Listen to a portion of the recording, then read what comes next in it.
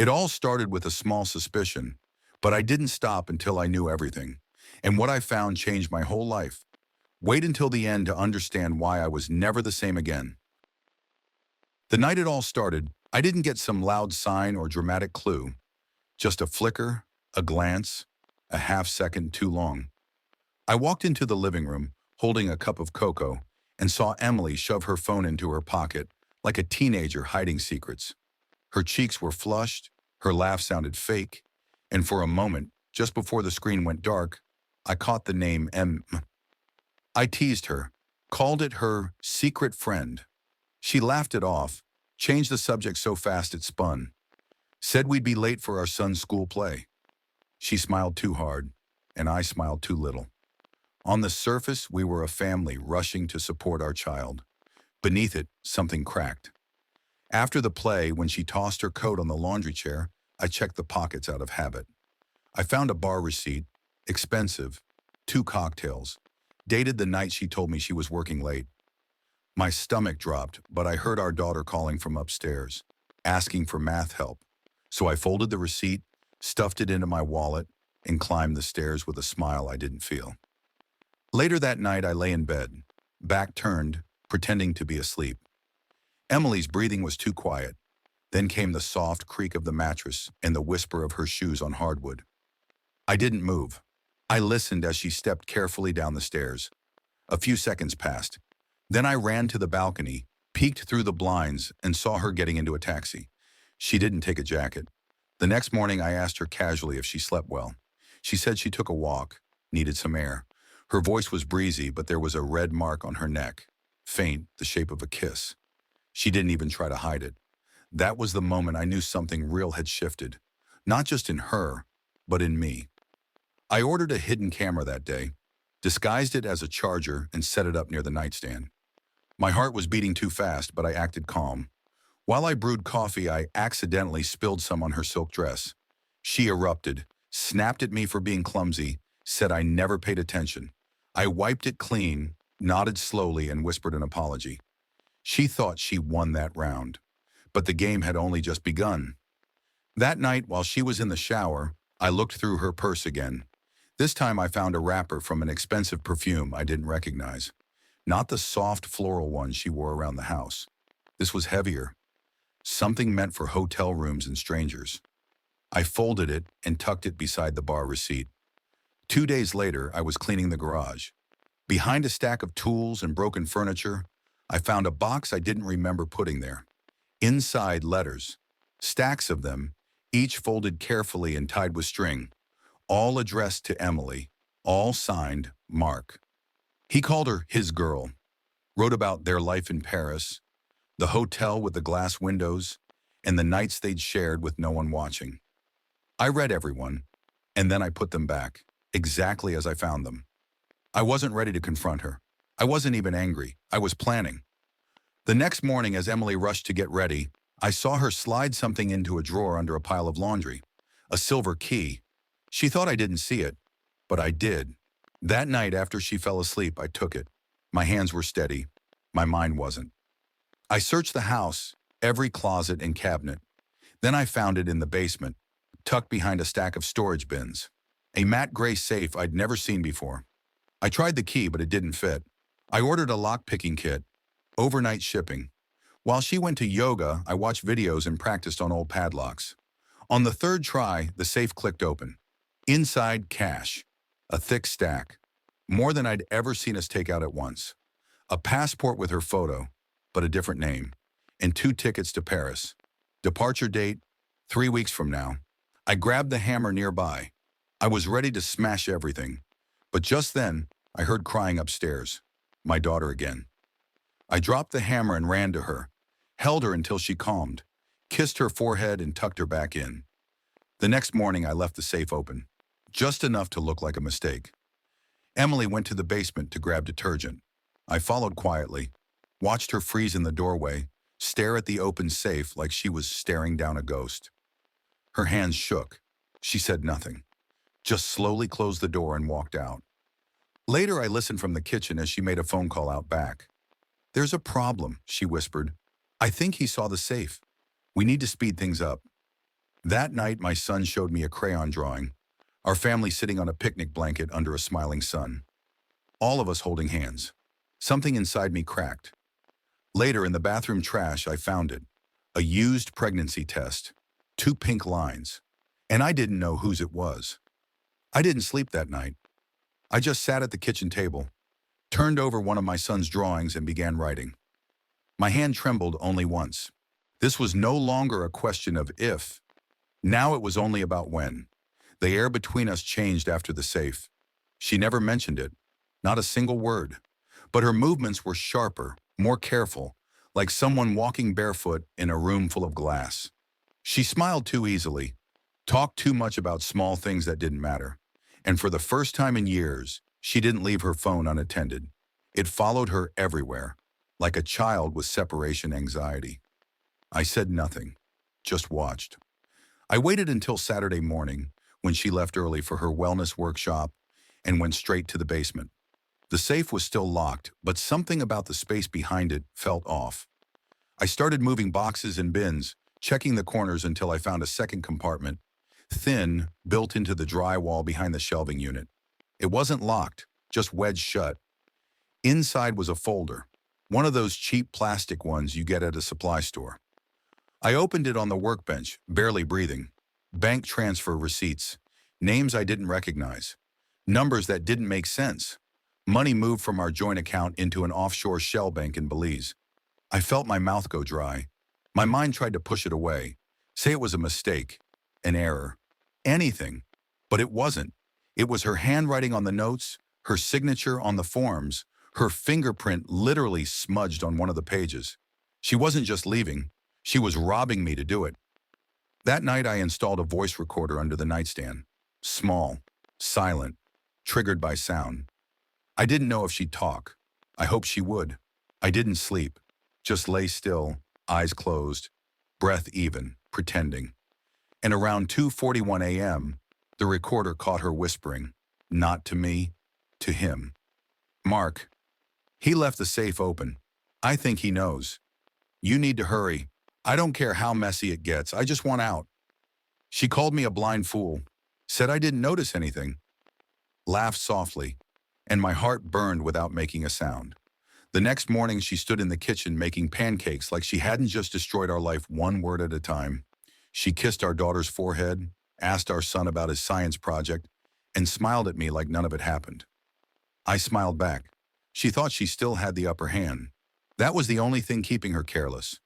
While she was out for groceries, I called someone I hadn't spoken to in years, a hacker who used to work security contracts for a firm I managed. We weren't friends, but he owed me. By that evening, he had accessed her email. It took 15 minutes to change everything. There were messages between her and Mark, dozens of them, some sweet, most filthy, all of them damning, but one stood out, an exchange labeled house plans. In it, they discussed buying a home in southern France with funds secured from the husband. There was even a draft of a fake employment verification form marking Emily as an independent consultant with an inflated income. They were laundering my own savings into a lie. And there, tucked between the spreadsheets, was one final detail that locked everything into place. Mark's message, "Are you sure it's mine?" Her reply, "Pretty sure. He hasn't touched me since Christmas." I dropped the phone. Just dropped it. It slid across the table and stopped against the vase. The baby wasn't mine. That night I took the family to a picnic, just like our son had drawn in that innocent little sketch. I grilled, I smiled, I listened to our daughter read a story about birds, and her brother laughing about ants invading a cookie. Emily looked distant. Her hand stayed on her phone, thumb twitching. I slipped a folded letter into the picnic basket. Handwritten. Looked like a love note, but it was fake. Written as if from Mark. "Meet me at 6 p.m., same place. Be ready, he's slipping." When Emily found it, she turned pale. She pretended to ignore it, pretended to be confused. She even tried to make a joke about how weird it was. I just smiled. "Probably a postal mistake," I said. That night, I reprogrammed the house alarm. New feature. Anytime the front door opened between midnight and 5 a.m., the silent mode would cancel. So when Emily tried to sneak out again, The alarm screamed into the night. The neighbors called the police. Lights flooded our yard. She stood on the front porch barefoot, arms crossed, embarrassed and furious as the officers asked what happened. I stood behind her in my robe, holding our daughter close, watching her face fall apart under the weight of exposure. She blamed the system. I nodded like it made sense, said we must have triggered something by accident, smiled while she shook. The next day, while she was out running errands, I took her laptop and poured a glass of red wine right across the keyboard. Watched the panic twist her face when she came home and found it. Claimed it slipped. Apologized for being clumsy. She screamed at me again, threw a towel, told me I had no respect for her things. But her eyes said something else. They said, "He's on to me." And they were right. I couldn't sleep anymore. Even when the house was still and everyone else drifted off into dreams. My mind spun in endless loops. Calculations, timelines, pieces snapping together too fast to catch. I started waking up before dawn just to walk through the neighborhood alone, memorize shadows, breathe cold air, remind myself what it felt like to exist without her lies curling around my throat. On the third morning, I made a decision. I rented a car, a gray sedan, bland, forgettable, no stickers, no charm. The kind of vehicle you'd pass 3 times before realizing it was still there. I parked it 3 blocks from our home and waited. I knew her routines now. Emily left for work at 9:20, exactly. Purse, coffee, sunglasses, always the same. But that morning I followed her, let a few cars sit between us, tracked her through the winding roads out of town, past the industrial district, into the suburbs. She didn't go to the office. She drove to a quiet cafe tucked between an antique bookstore and a yoga studio. I stayed across the street, parked behind a delivery truck. She got out and walked in. 10 minutes later, Mark arrived. Tall, too tan for the season, dressed like he sold real estate in Miami, or charm by the ounce. He had that same smug confidence I'd seen in his emails, like everything he touched was already his. When he walked in, I caught the flash of red in his hand. A rose. A cliché. Through the window, I watched her eyes light up. She kissed his cheek. He touched her face like they were already living in the future. She laughed, touched his arm, leaned in close. They didn't hide. They didn't need to. In their world, I was already gone. I raised my phone, snapped the photo. My hands shook, not with anger, with confirmation. Back home, I waited until she returned, smiling, humming like nothing happened. I accidentally knocked her favorite crystal vase off the living room shelf. It shattered into perfect glittering chaos. She screamed at me loud and sharp, called me useless, said I was always careless. I just nodded, eyes steady. "It's just a vase," I said. She didn't answer. The next morning, I searched her purse for the car keys while she got dressed. What I found instead was a receipt tucked into the side zipper. Downtown apartment, rented under a fake name. Date matched the night she said she stayed at a friend's place after work drinks. I folded it, took a picture, and slipped it back like nothing ever happened. That day, I made my next move. I hired a private investigator, someone who didn't ask too many questions, someone who understood discretion wasn't optional. I gave him the details, Mark's name, the cafe, the receipt, everything. He called back in 2 days. "I've got your answer," he said. "She's been renting that place for 3 months, pays in cash, uses it twice a week, always afternoons. Man comes and goes. Married, 2 kids, works in finance."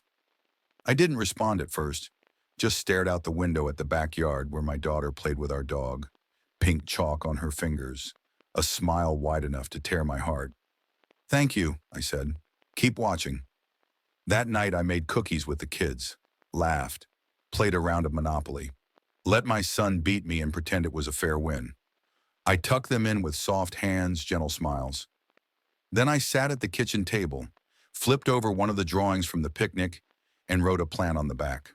A rough outline, details, dates, names. It wasn't enough to catch them. I wanted to control every step of what came next. The next morning, I left the newspaper open on the table, just where Emily would sit. The page I left visible had an ad circled in red ink. "Thinking of selling? Fast closings, cash offers. Start fresh today." She paused when she saw it, eyes narrowing, voice too light. Are we thinking of moving? I shrugged. Just curious. She laughed nervously, tried to wave it off, but I saw the twitch in her smile. The cracks were forming. She didn't know if I was bluffing or slipping. Either way, doubt crept in. That afternoon, while she scrolled through her phone on the couch, I slipped into the garage and pulled out a box labeled winter gear. Beneath the scarves and gloves was a hidden folder, documents I hadn't looked at in years. Backup copies of everything tied to our accounts, password sheets, authorization forms, emergency contacts, even the prenup she didn't remember signing. I started a new one, not for her, for the court. That night, after she'd gone to bed and the lights were off, I went downstairs and stood in the dark kitchen. I opened the fridge, not because I was hungry, but because I needed light. The glow poured out across the tile floor, and I stared at the photo on the fridge, the four of us at the lake last summer. Emily's arm around my waist, her smile looked real, but so did the snake that bit my cousin once. Some lies are beautiful right up until they kill. I peeled the photo off the fridge and slid it into a drawer. Tomorrow I'd start recording everything. By the end of the week, every corner of the house was listening. The nightstand had a voice recorder buried beneath it. The living room camera was hidden inside the base of a smart lamp. I added a second one behind the bookshelf, angled just enough to catch her reflection in the window when she took calls late at night.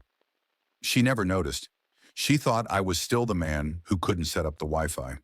The recording started slow, just her brushing off coworkers on speakerphone, half-hearted conversations about schedules, errands.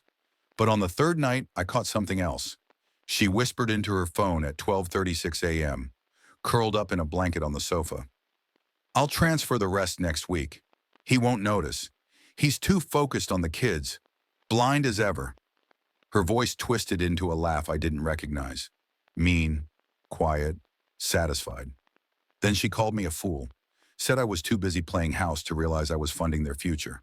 Said I was soft. The next morning I couldn't look at her the same. She kissed me on the cheek like always. I watched her walk out the door, smiling like nothing was coming. I didn't say goodbye. Later that day, while boiling pasta, I missed the pot entirely and slammed the pan against the wall. My son flinched, dropped his crayon. The sauce hit the tile like blood. I caught his wide eyes and immediately knelt, apologizing, hands out. Want to bake cookies? I asked gently, trying to pull us both back into something normal. We did. Chocolate chip. Burned the first batch. He didn't care. That night I opened my laptop and messaged the hacker again. I need access to her cloud. He sent a blinking cursor, then typed, already monitoring her backups. Got something. Want it encrypted or raw? Raw, I replied. A few hours later, I had everything. Emails, private files, backups from her second phone she thought I didn't know about. Buried in one of her folders, labeled simply plans, was a spreadsheet that stopped my heart. It was a breakdown of assets, our accounts, my retirement fund, our kids' college savings, and next to each line, an arrow labeled transfer target with foreign bank codes. She had already started moving money into a joint account in Mark's name. They even had a nickname for it, Freedom Vault. And then, in a chat backup from her second phone, Mark. If he finds out, we ghost. I'm not doing jail time. Emily. He won't. He still thinks I'm his. He's never going to see it coming. They plan to vanish. Start over. Funded entirely by me. I closed the laptop slowly. My hands were cold but steady. My chest wasn't pounding anymore. It was hollow. At the weekend picnic, I slipped another trap into place. A fake letter, looked like it was from Mark. Just a few vague sentences, a meeting time, a note that said, "Our future starts now." I printed it on cheap stationery and folded it like a love letter. I left it in the laundry basket. She found it before dinner. Her face went pale. She stood there holding it like it burned. She asked nothing, said nothing, just quietly tore it into pieces over the sink and let the shreds swirl down the drain. Something wrong? I asked, wiping the counter beside her. No, she said too quickly. That night, I reprogrammed the home alarm, tweaked the motion sensors. Anytime the front door opened between midnight and 5 a.m., The house would react like a fortress under siege. The next time she tried to slip out, the system lit up like a crime scene. The siren screamed. The hallway lights flickered on. The kids woke up crying. The neighbors called the cops. I stayed calm when I explained it to the officers, said it must have been a glitch. Emily stood outside in her robe, shivering, snapping at me, red-faced from the embarrassment. She called me incompetent under her breath, said I was humiliating her. I smiled. System just needs a reset, I said softly. The next day I took her laptop. She left it charging in the living room, walked out to take a call. I waited 5 minutes, picked it up, walked to the kitchen and poured an entire glass of wine straight across the keyboard. The panic in her voice when she returned was real. I apologized like a clumsy child, said I was trying to move it out of the sun. She snapped, called me reckless, but her eyes gave her away. She wasn't upset about the machine. She was terrified of what was inside it. That evening, she took an unusually long shower. I slipped into the office, checked her desk drawer, and found something new. A burner phone. Cheap, basic, hidden under a notebook with meeting notes scrawled on the front. I opened it. No passcode. 4 numbers in the call history, one labeled M. The most recent call had ended 13 minutes earlier. I slid it back where I found it, perfectly placed. Then I walked into the kitchen and made tea. When she came out, she didn't say a word, but her smile didn't reach her eyes. She was unraveling. The cracks were forming fast now, and she knew something had shifted. She just didn't know how deep it went. The first domino fell with an envelope. I mailed it to Mark's wife. No return address, just a plain manila packet with photos printed in crisp, matte finish. Him and Emily at the cafe, the kiss, the hand on her cheek, a copy of the apartment rental receipt. One image of them standing at the edge of a hotel balcony, her head leaning against his chest like they'd already written me out of the story. 2 days later, the fallout reached our front porch. Emily was pacing in the living room, phone glued to her hand, thumb trembling against the screen. I stood in the kitchen, pretending to scroll news while watching her reflection in the microwave door. She called him 5 times in 20 minutes. He didn't answer once. I had the audio. The recorder under the table caught her sobbing into the speaker, whispering, "Please call me." What happened? What did you tell her? Her voice cracked in a way I hadn't heard since the night her father died. I didn't feel pity. I felt the kind of calm that comes before a storm breaks. But this time, I was the storm. She didn't know I'd sent the package. She didn't know I'd sent a second one, this time to the regional office of her employer. Anonymously, of course. Inside were forged financial statements, carefully altered to suggest she'd been misusing company funds through a consulting shell. It was all plausible, enough gray area to trigger an audit. I had her boss's email. A burner account sent the files with a subject line. "You might want to take a closer look." Within a week, she was called into HR. They didn't fire her that day, not yet. But I watched her come home white-knuckled, jaw tight, trying to hold her world together with nothing but tape and denial. She didn't say a word to me, just poured a drink and stared out the window while the ice melted. At our son's school celebration that Friday, I accidentally spilled orange juice on her new designer dress. She hissed at me in front of everyone. Parents, teachers, kids. Called me useless, muttered something about how I couldn't handle even a cup. The teacher nearby flinched. The other parents looked away. I didn't raise my voice. I handed her a napkin and said, "I'll be more careful next time." Then I kissed our daughter on the head and walked her over to the swings. That night, I bought her a new doll, one of the fancy ones. We played tea party on the living room floor while Emily sat frozen on the couch, fielding calls from an unfamiliar number. Her boss, no doubt, or the company lawyer. She left the room for every call. When I checked her phone later, the message thread was brutal.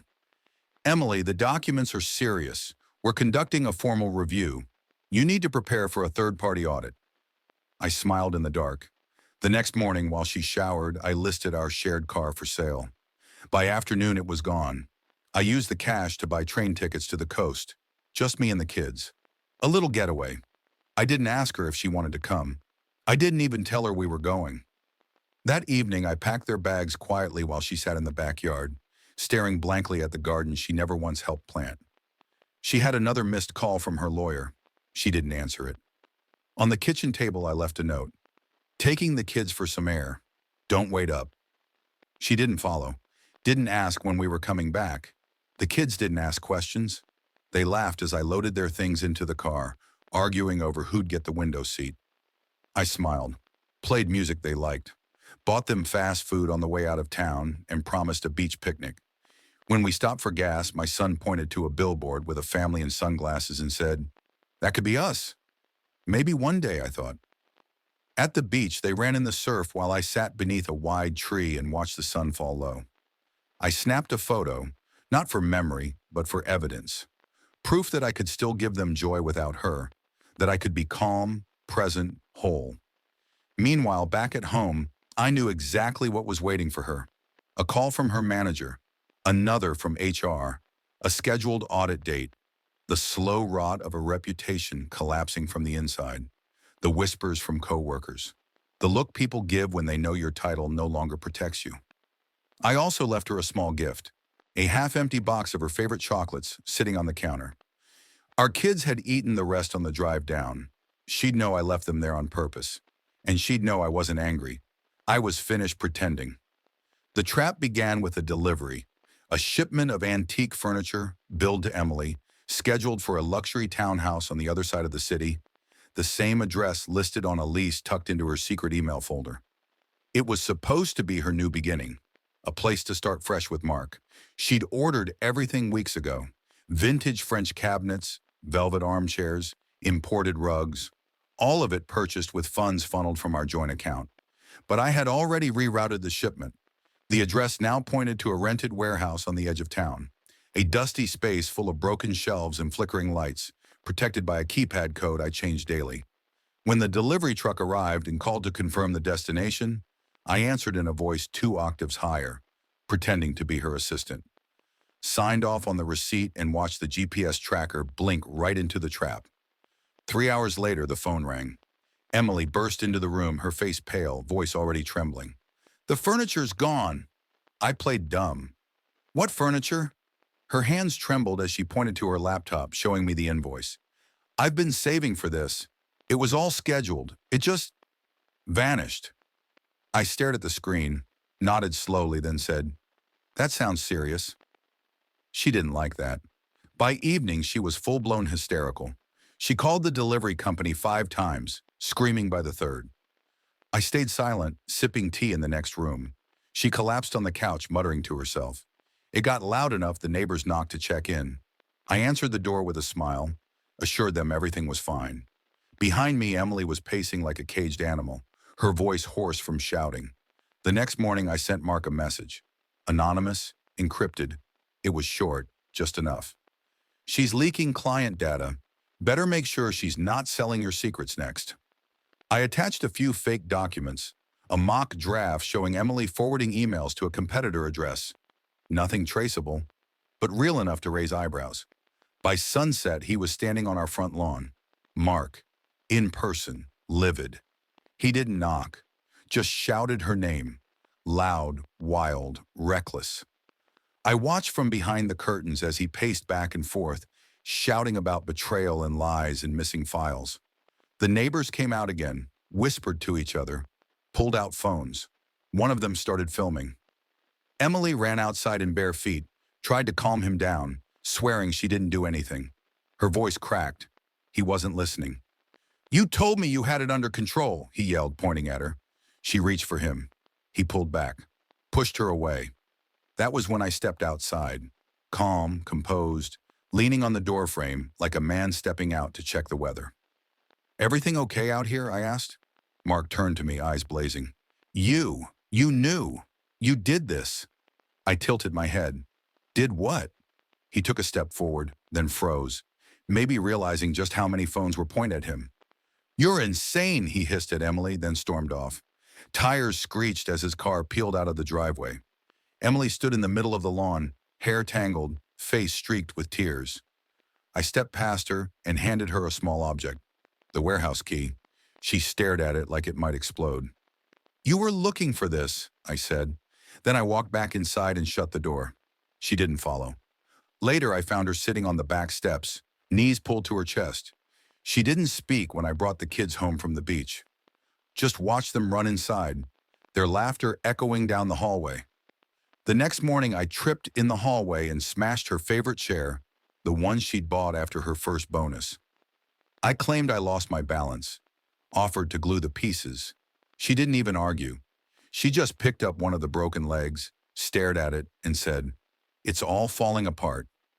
I said nothing, because it already had. I chose the restaurant carefully. Elegant, upscale, the kind of place where reservations book out weeks in advance, and people dress like they're auditioning for magazine covers. I told Emily it was a reconciliation dinner, said I wanted to talk, told her I missed the way things used to be.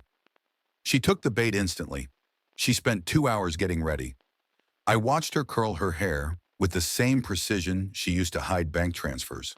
She wore the perfume I once bought her for our anniversary, the one she never wore at home anymore. When she walked down the stairs, she was glowing. It would be the last time. The table was already set when we arrived.